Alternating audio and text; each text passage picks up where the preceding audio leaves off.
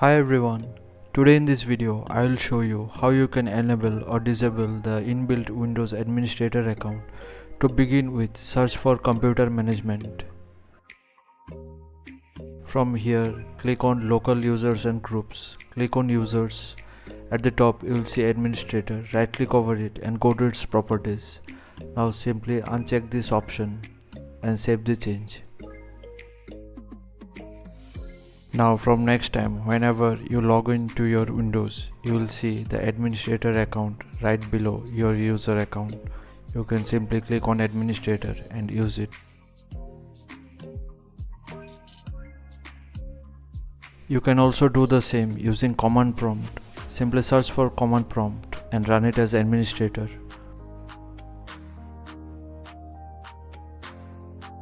Now type this command to enable the inbuilt administrator account.